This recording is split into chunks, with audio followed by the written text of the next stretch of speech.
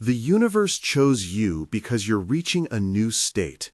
Hear that as a fact about timing, not as a verdict about where you failed or what you must prove. This is not a reward or a punishment. It is an invitation timed to the exact frequency you are beginning to vibrate. There is a tenderness to that timing and a firmness.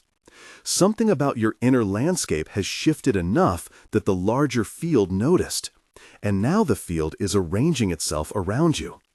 You may feel that shift like a small, insolent tremor beneath everything you thought was stable. You may wake with a sense of restlessness and no obvious reason, or find yourself walking away from familiar comforts without quite knowing where you are going. These sensations are the first language of the change. They are the headline of a process that will unfold in ways both visible and invisible. This message comes because you are mid-motion, because your frequency is moving toward a new state, and because awareness at this moment matters more than almost anything else. Before we go deeper, pause for a breath. Place your hand somewhere you can feel it, on your chest, on your abdomen. Notice one physical sensation, a warmth, a pressure, a hum, an ache, a place that feels particularly quiet. Name it silently. This small, present noticing is the doorway through which transformation will pass. You might interpret what you're feeling as chaos. You might tell yourself you are withering, that you are broken, that you missed some invisible mark. Those stories are the old scripts trying to keep you inside the known boundary. The truth is quieter and more precise. You are in the thinning of an old identity so the new one can be born. The universe chose you because something inside you is loosening, and that loosening is the necessary space for a new pattern to emerge. What follows is not a map that prescribes where you must walk, but a description of the landscape most travelers find when their frequency shifts. Recognize the signs. Naming them lets you anchor your attention and become a conscious participant in the process instead of a frightened spectator. First sign, restlessness. This is not the same as creative energy pressing to be used. It feels less like inspiration and more like a low-grade unease, as if something within your bones knows you are being invited to a different rhythm. It can show up as impatience with small tasks, a boredom that seeps into hobbies that once delighted you, or sudden disinterest in a relationship that used to feel like home. Restlessness arrives because the old resonances no longer fit the new wavelength forming beneath you. Second sign, the erosion of old attachments. You notice that certain stories about who you are, who you must be for others, what safety looks like, begin to wear thin. Habits that once defined your daily life feel obsolete. You might find yourself questioning decisions you made years ago with the clarity of a different season. This erosion can feel like loss, and loss is painful. But erosion is also a clearing. Stone that is worn away makes room. The universe often chooses those who are already loosening their grip. You are making space.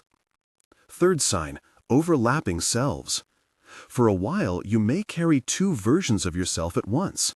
The person who remembers the commitments, roles, and defenses, and the other, softer current, who wants to move towards something different. These overlapping selves create friction. You may oscillate between certainty and doubt within minutes. The overlap is not evidence of failure, it is evidence of transition. The two currents are negotiating. Let them without forcing a premature reconciliation. Fourth sign, intensified emotions. Old griefs, small angers, unresolved patterns, these can surface in ways that feel disproportionate. A song, a smell, a passing phrase can dissolve you. This is not spiritual regression, it is purification. Emotions are the body's language for what the soul wants to clear. Feelings are not enemies, they are messengers. Give them attention as you would give directions to a visitor. Hear them, tend to them, and let them pass. Fifth sign, intuition sharpening. As old frameworks peel away, your inner guidance begins to speak with a clearer tone. At first, it may be a faint pull.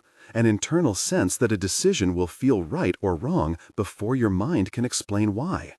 You might notice an inexplicable firewall against certain engagements, or a magnetism towards specific people or places whose logic you cannot yet comprehend. This is the future self speaking through the body's vibration, nudging you toward alignment. Sixth sign, synchronicity and reorganization. Outside events begin to mirror the inner shift. Coincidences accumulate. The same phrase appears in different places. The right person crosses your path. An opportunity dissolves so that something else can appear. Things fall away that were never meant to remain. Relationships that sustained you for a decade may now feel misaligned. New acquaintances arrive with uncanny timing. These external movements are not punishment, they are reweaving. The field around you is rearranging itself to meet the frequency you are embodying. You will notice these signs in different orders. They overlap and loop. There is no universal schedule. Yet the pattern is consistent. Restlessness, erosion, overlap, emotion, intuition, synchronicity, stabilization. The universe chose you because this thread of emergence was already tugging inside you. The external world is responding to what your inner field broadcasts. Understanding the mechanics helps reduce the drama. Picture your inner identity as a cluster of resonant strings. Each belief, habit, relationship, memory, and role vibrates at its own pitch. When a new frequency wants to be sustained, when the future self begins to signal, the old strings begin to quiver out of harmony. Those that cannot adjust will diminish. Those that remain will retune. This is the sonic metaphor of transformation. Dissonance becomes a clearing, and clearing makes way for a new chord. When dissonance is present, you may experience what I call the pull. The pull is a gentle yet persistent sensation, often centered around the chest or gut, that draws your attention toward a different tone of life. It is not always dramatic. Sometimes it is a subtle expansion, a widening of attention that says yes to something not yet visible. Sometimes it carries a quiet urgency, a knowing that certain doors will only open if you choose differently. That pull is not a command, it is an orientation. You get to discern how you respond. Awareness is the tool that converts what could be chaotic into the intentional. Without noticing, these internal rearrangements can become stories of failure. I must be broken, or I blew it. With noticing, they become signals. Something within me is recalibrating. Awareness functions like a light in a dim room. It simply makes the contours visible so you can navigate the space. When you name the sensations, restless, hollow, expanded, you remove the power of panic. The universe chose you because you are willing, even in small ways, to notice. There is an important nuance here. Noticing is not the same as fixing. Awareness creates a safe witnessing field. It does not mean you must immediately make choices that feel permanent. Allow the process to unfold. Leaning into awareness means acknowledging that discomfort may last while alignment occurs, and that this duration is not a moral judgment. You are not failing because you are uncomfortable. You are in the middle of recomposition. You may begin to feel that your relationships are being tested by frequency rather than merit. Some ties will adapt, retune, and deepen in entirely new ways. Others will fall quiet. This is rarely a simple cut.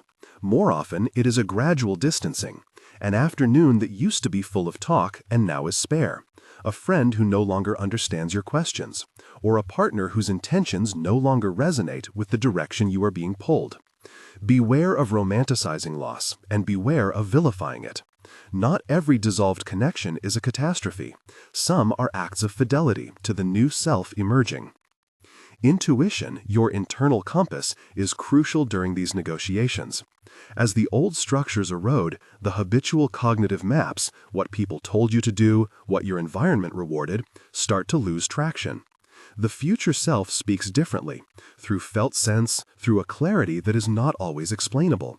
It might present as a simple calibration, a thought that aligns with a deep yes in your chest.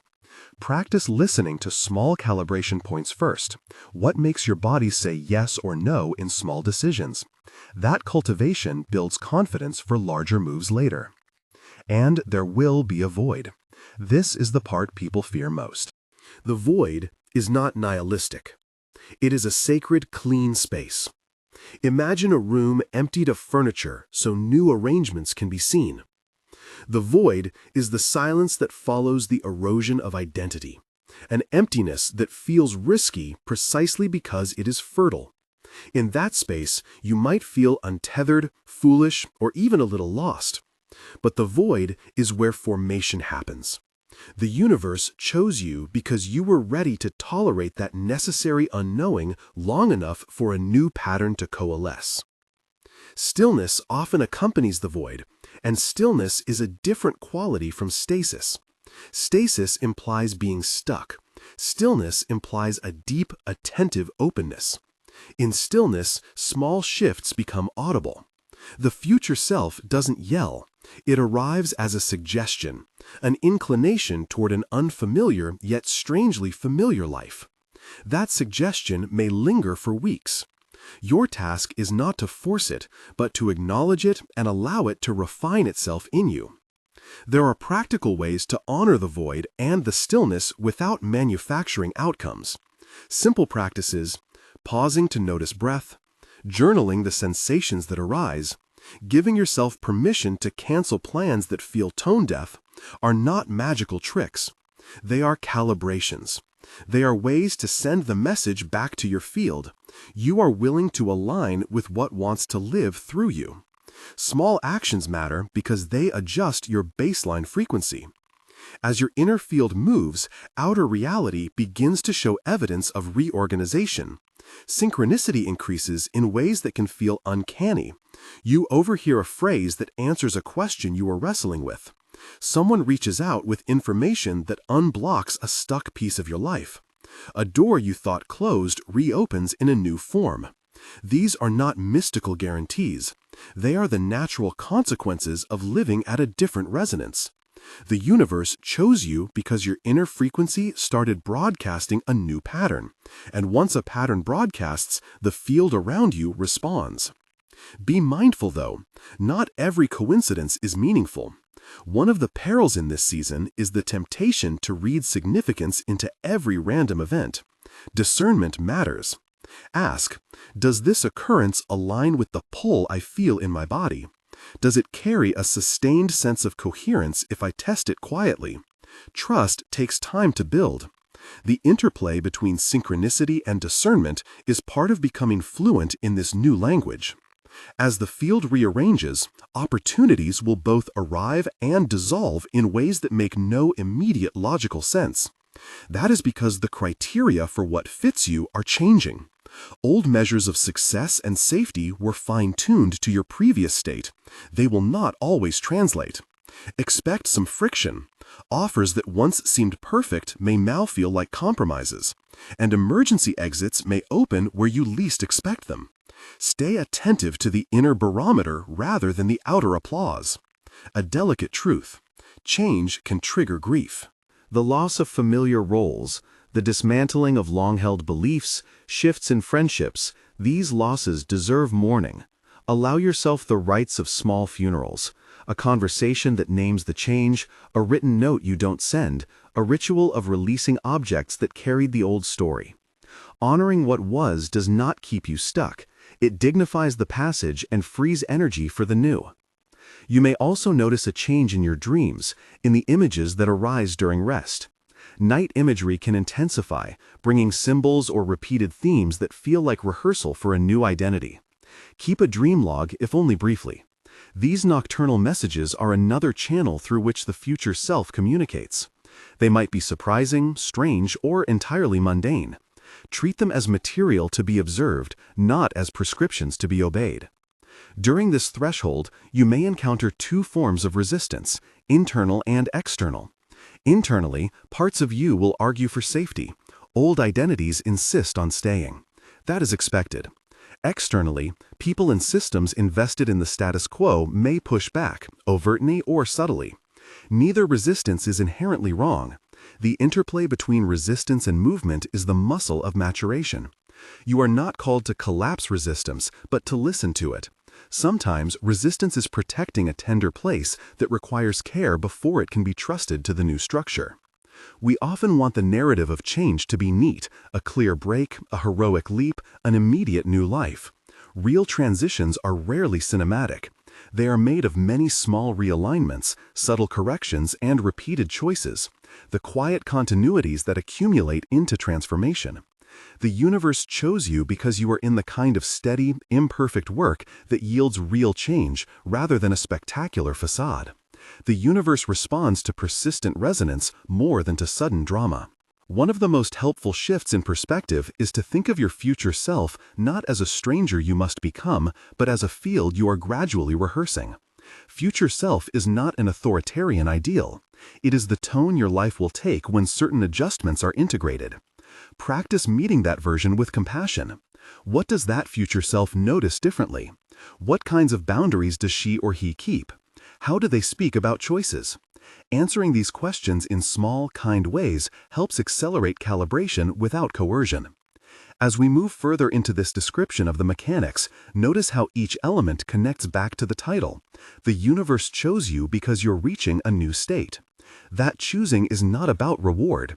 It is the natural response of an intelligent field to a being whose internal frequency is ready for another form. This selection is relational, not prescriptive. The field offers arrangements, you decide the terms of participation. There will be moments of clarity, bright, unmistakable recognition, and moments of fog. The bright moments often arrive when a small chain of inner and outer alignments completes. You feel a warmth in the chest. A phrase finally makes sense. A person arrives who reflects a piece of your future self back to you. Recognition is different from excitement. Excitement is adrenaline-laced and loud. Recognition is a quiet settling that feels like coming home to a room you have never entered but somehow know. You also need to know this: the timing of manifestation varies. Some people move quickly into new roles and circumstances. For others, stabilization takes longer, as the body, mind, and relationships slowly attune. Avoid rigid timelines. Acceleration is possible, but it is not guaranteed. Treat signs as invitations, not as deadlines. There is a practical practice that helps: small acts of alignment. These are not grand vows. They are tiny, repeatable choices that embody the new state. They might be as simple as a morning sentence that sets the tone for the day, a brief walk in the same place to feel the body inhabit new posture, or a small reorganization of physical space to reflect emerging priorities. The universe tends to honor repeated gestures more than sporadic declarations. Think of these acts as tuning notes you play until the habit becomes a chord. A word about agency. Being chosen by the universe does not mean you become passive. It means you are an active participant in a co-creative process. The field responds to your frequency and your choices. You are not a puppet, and you are not the sole author. This balance is crucial. It preserves humility and empowerment at once. Ask yourself often, what can I choose today that aligns with the pull I feel? Test the answer gently. Make small commitments you can keep. If at any point the intensity of the process feels overwhelming, if you find persistent inability to function, extreme despair, or overwhelming anxiety, please consider reaching out to a licensed professional for support. Spiritual transition can coexist with clinical needs. Seeking help is a responsible act, not a surrender of faith in the process. As the inner and outer begin to converse more fluently, you will notice the quality of your attention changing. Instead of reacting to every stimuli, your attention will learn to listen. Listening is different from doing. It allows the body to register resonance before committing the mind to action. Cultivate pauses, even short ones, before major decisions. In that pause, you create space for the future self to weigh in. There will be tests of alignment. Small offers that tempt you back into old patterns will arrive. a familiar job prospect, an old relational script, a prideful impulse. These are not traps in a moral sense, they are diagnostic signals. They show you where the old frequency still has traction. Notice how your body responds when you imagine stepping into any given option. Does it contract, expand? Your somatic response is a reliable barometer when you have practiced listening. We should also speak of humility. Being chosen does not imply superiority. The universe does not favor people as a moral judge. It responds to frequency and readiness. Many people are chosen in this way at different times, each for their own course. Your selection is not a badge to wield. It is a responsibility to steward your clarity, your compassion, and your discernment. As the tension between what was and what is becoming grows, so does the need for rhythm. Rhythm stabilizes the system. Build simple rhythms that help you re-anchor. Consistent sleep windows, brief morning attentions, small closures at the end of the day. Rhythm is not a prison. It is the scaffolding that allows delicate structures to stabilize. When your inner field is shifting, rhythm keeps the essential organs of life functioning while the finer architecture is reworked. Sooner or later, you will encounter a moment that feels like a hinge, an exchange, a decision, a recognition that pivots you toward clearer alignment. This hinge can be dramatic for some and quietly ordinary for others. The hinge's potency is not measured by spectacle, but by how much it resonates with your inner knowledge. When you experience it, you will likely notice the phrase recognition appear, an internal stamp that the new pattern is taking hold. Before that hinge comes, you will pass through a thicker silence, the heart of the void, where the old echoes are faint and the new voice has not yet found a consistent timbre. This is the threshold where many people feel most vulnerable. The impulse to rush, to grab at stability, can be strong. Remember the earlier instruction, awareness, not urgency. The universe chose you because you are learning to hold the void with attention rather than panic. As you practice this holding, allow small signals to be your guides. A persistent image that recurs during rest.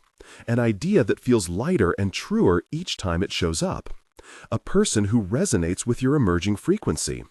These are breadcrumbs, not a full map. Follow them as invitations, testing and refining them with the somatic compass of yes and no. We will explore how the external reorganizes in greater detail shortly, the ways conversations shift, how networks realign, and how visible opportunities begin to reflect invisible changes. For now, let the awareness sit. You are in the process of being chosen because you are reaching a new state. That choice is relational, timed, and tender. It requires patience, gentle courage, and the cultivation of listening. Hold this sentence as an orientation. You are not losing yourself, you are being refined. You are not becoming less, you are allowing a truer frequency to lead. The universe chose you not because you are finished, but because you are ready to enter a new chapter of becoming. Keep noticing that pull. Keep naming the sensations.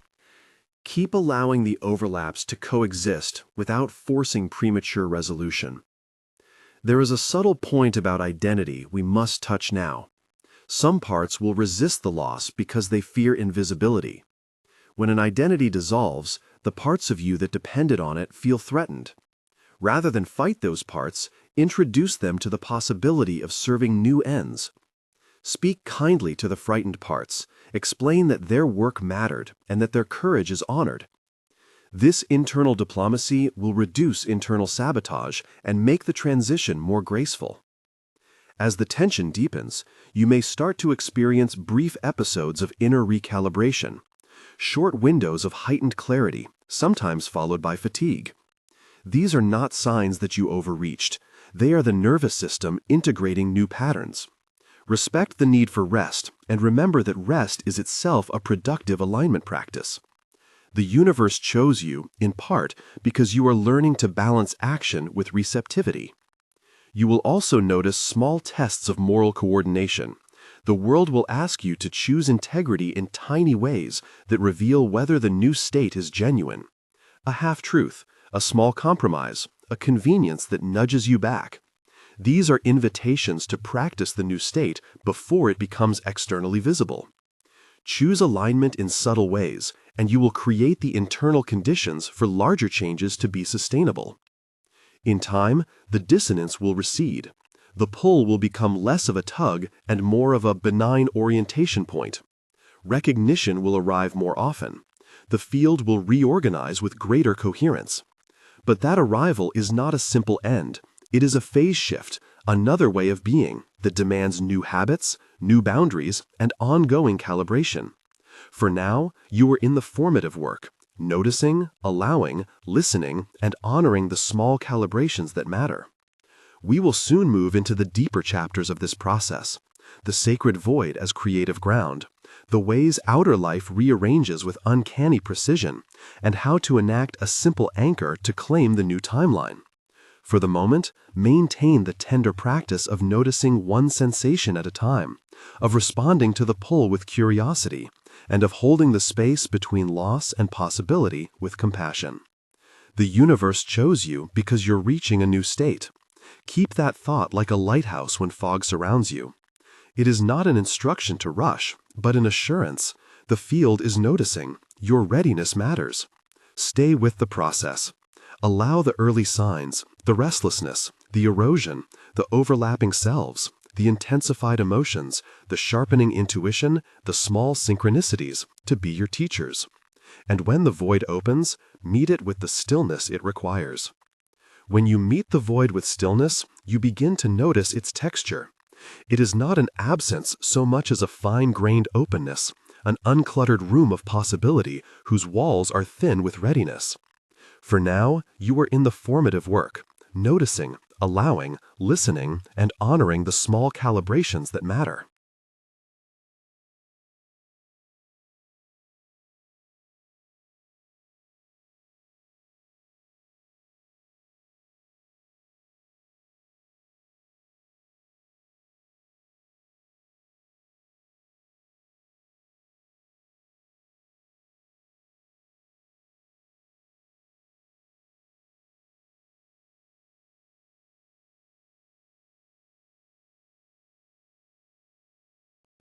We will soon move into the deeper chapters of this process, the sacred void as creative ground, the ways outer life rearranges with uncanny precision, and how to enact a simple anchor to claim the new timeline. For the moment, maintain the tender practice of noticing one sensation at a time, of responding to the pull with curiosity, and of holding the space between loss and possibility with compassion. The universe chose you because you're reaching a new state. Keep that thought like a lighthouse when fog surrounds you. It is not an instruction to rush, but an assurance. The field is noticing. Your readiness matters. Stay with the process. Allow the early signs, the restlessness, the erosion, the overlapping selves, the intensified emotions, the sharpening intuition, the small synchronicities to be your teachers. And when the void opens, meet it with the stillness it requires. When you meet the void with stillness, you begin to notice its texture. It is not an absence so much as a fine-grained openness, an uncluttered room of possibility whose walls are thin with readiness.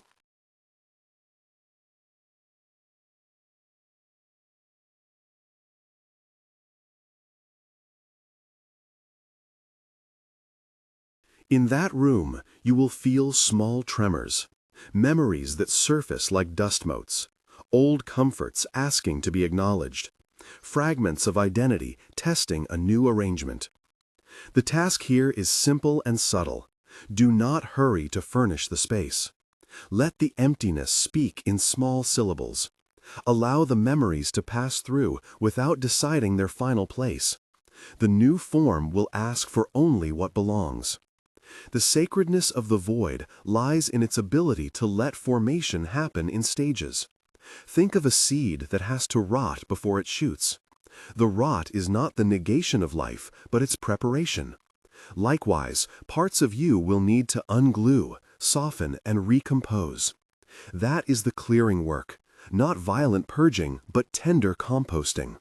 When impatience rises, when the old self pleads to be quickly restored, speak gently to that part.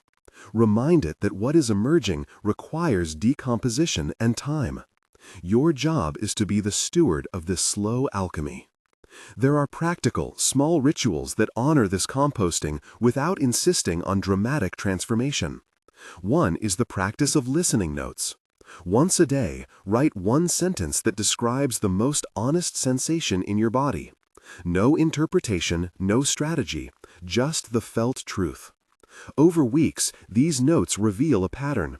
You will see which parts are settling and which keep waking in defense. Another practice is the 1-minute pause. 3 breaths, eyes closed, attention resting in the place where the pull is strongest. These are not quick fixes. They are fidelity drills. Repetition is the engine of realignment. As the void yields, the edges of a new shape begin to form. Not yet a full identity, but a posture, something held differently, spoken differently, prioritized differently. This posture is the first outline of your new state. At first, it will feel fragile, like a tentative bird trying its wings. You may test it in small ways. A conversation that follows a different line than usual, an attempt at a boundary you previously avoided. Watch what those experiments teach you. Each small, honest test is data for the field you are broadcasting. The universe notices consistency more than size. One of the most common confusions in this stage is mistaking impatience for progress. Progress in frequency work is qualitative, not merely visible. An outward gain that excites applause may have poor resonance with your inner tone. A quiet decision that nobody watches may be the true pivot. Learn to weigh the inner calibration more than the outer metrics. Ask yourself, does this decision feel like a quiet homecoming or like a performance? Over time, that question becomes a reliable litmus test. The external world will begin to respond, often in ways that feel both subtle and spectacular. Conversations will tilt. Projects will rearrange. Doors that felt closed may reopen in unexpected form. When this happens, notice whether the movement brings a sense of coherence, whether your chest or belly gives that familiar nod of yes. That somatic yes is the signal that external reality and inner frequency are aligning. It is recognition, the field returning your signal with matching amplitude. But reorganization can also be unsettling. People who once fit naturally into your days may become quieter, their rhythms incompatible with what you now prefer. Opportunities that once felt golden may reveal themselves as weighty and ill-fitting. This is not failure, it is sorting. Imagine an orchestra tuning to a new conductor. Some instruments blend into the emerging tempo. Others are retuned or put away. The process has a grief to it, and the grief deserves time. Acknowledge the sorrow, perform a small ritual for what was, then accept the new seating chart. Synchronicities intensify when your field begins to be coherent. They arrive as threads, small, repeated motifs that gather meaning when seen across days or weeks. A phrase appears in different conversations. An idea echoes back through a book you randomly open. An unexpected call arrives that contains precisely what you needed to hear. These are breadcrumbs, and they are useful because they reduce the amount of energy you must spend testing possibilities. Still, be cautious. Not every pattern is a path. Learn to recognize the difference between a meaningful breadcrumb and a delightful coincidence. The test is somatic. Does following it feel like a calibration or like someone else's agenda dressed as invitation?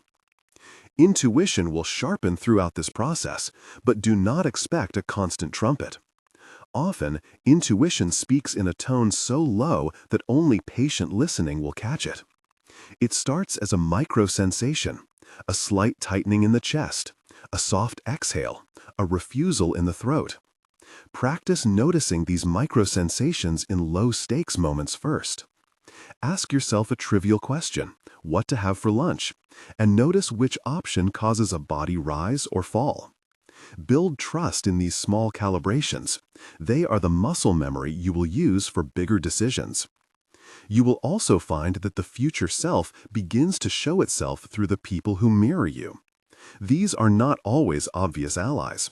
Sometimes they are strangers with a single sentence that lands like a key. Other times, they are old friends who, without intent, reflect a newer tone of conversation. Pay attention to who steadies you and who drains you. Not all old friends will leave, and not all new ones will stay. Both departures and arrivals are part of the reweaving. Treat each relationship as a tuning instrument. Is its resonance helping you hold the new pitch, or is it pulling you back? As your inner frequency becomes more coherent, a stabilization phase approaches. Stabilization is not an instantaneous lock. It is a cliff that forms gradually. One morning, you will wake and find the old oscillations less frequent. The overlapping selves will have negotiated a truce or an integration. Decisions that once required heavy debate will land more naturally. That is recognition in full bloom, the internal voice that speaks with a softer but surer timbre, the body that tilts toward what is true with less hesitation. When stabilization deepens, the field begins to manifest with more velocity. Opportunities accumulate in a way that feels like multiplication rather than mere substitution. Where there was once a scarcity of aligned openings, you now find choice, options that fit the new pitch in different keys. This is an important turning point because it tests your discernment. More possibilities do not mean more clarity. They mean more responsibility to choose. Your future self will be most grateful for choices made from coherence rather than impulse. The hinge moments you experience during stabilization are diverse. For some, it is a conversation that reframes a long-standing theme. For others, it is a piece of work that finally finds its audience. Sometimes, it is a change in the body, a steadiness in breathing that was absent for months. These hinge moments are not always dramatic, but they are precise. They often arrive with a quiet rightness, an internal recognition that this is not arbitrary. When such a hinge appears, honor it with a small marker. Write the date. Take a breath. Tell someone you trust. Marking anchors the shift in your memory so your nervous system can integrate the new pattern more fully. Integration requires rhythm. Earlier we spoke of small gestures as tuning notes. Now, as stabilization gathers pace, those tuning notes become a scaffold. Choose a few small practices you can sustain. A nightly composure journal where you note 3 things that felt aligned that day. A weekly check-in with yourself to assess where the pull is strongest. A morning anchor, a single sentence to orient your intention. These are not performative tasks, they are structural supports. When the world tests you with temptations to regress, the rhythm will act like a fence, gently guiding you back to the new architecture. It is essential to keep an ethic of kindness in this work. Being chosen does not excuse harshness toward yourself or others. The new state you enter is an invitation to greater clarity and compassion. As you shed old roles, resist the urge to adopt an identity of superiority. Your growth is not a billboard, it is an invitation to steady-hearted presence. Practice humility by acknowledging those parts of your path that were dependent on the old tone, and honor those who walked with you there. There will be moments when doubt returns with ferocious curiosity, an old self rattling its keys, demanding to know why the change is happening and whether it will hold. Treat doubt as a useful intelligence, not an enemy. Ask it what it needs. Often it asks for reassurance, ritual, or the naming of grief. Answer it kindly. Listening to doubt and then choosing from a place of coherence is a powerful mastery of this process. As the field continues to reweave, you will notice an increased clarity around what to create and what to let go. The new state asks for refinement, not proliferation. Rather than amassing many projects, the stabilized energy tends to favor fewer, truer endeavors that carry more depth. This is another reason to practice discernment. The universe may present many doors, but the alignment will feel like fewer, clearer thresholds. Now, because words can only hold so much of this interior experience, I want to offer a simple anchor you can use when recognition arrives. This is not a magical incantation. It is an intentional act that closes an energetic loop between inner readiness and external claim. Choose a quiet moment, bring your hand to your heart, and say to yourself, silently or aloud, one sentence that affirms your commitment to this emerging state. It need not be ornate. It can be as plain as, I step into what I am becoming. Or you may prefer the phrase that has been offered here throughout this message. I step into the reality that was waiting for me. If writing feels more resonant, write that sentence on a small piece of paper, fold it, and place it somewhere you will see it 3 times in the coming week. This tiny ritual is a symbolic act. It tells your nervous system and the field around you that your intention is steady.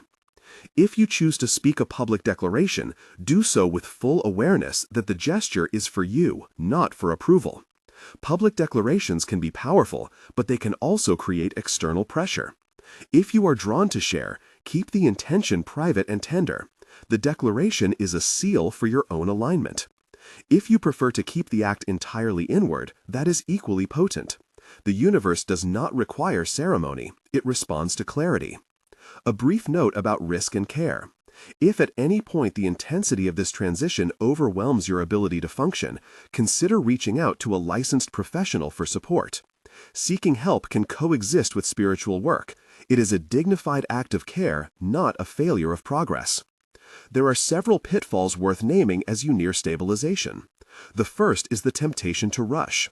When the field seems to respond, a pressure to speed up can emerge, promising quicker evidence of change.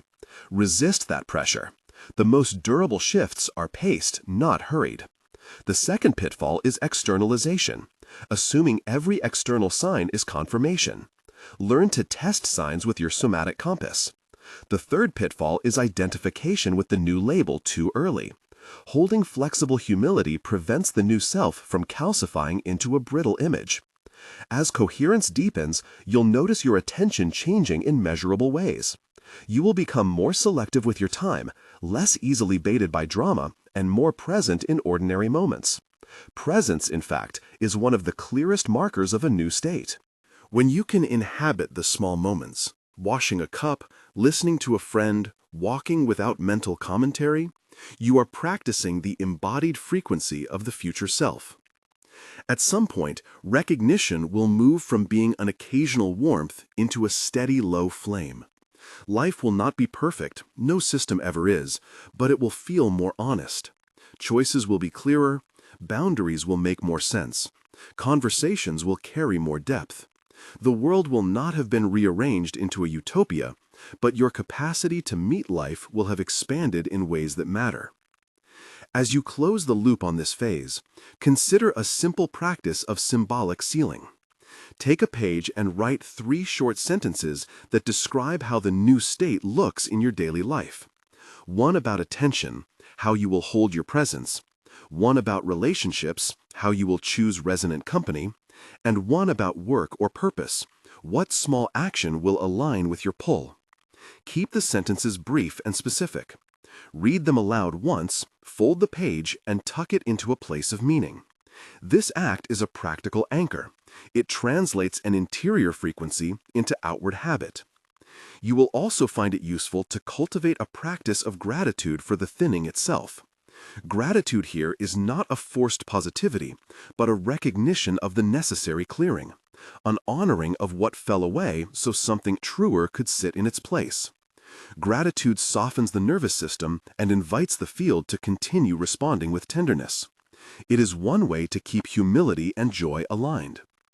As the new state consolidates, there will be opportunities to steward what you've learned.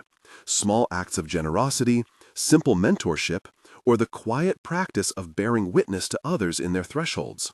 Stewardship does not require grandiosity.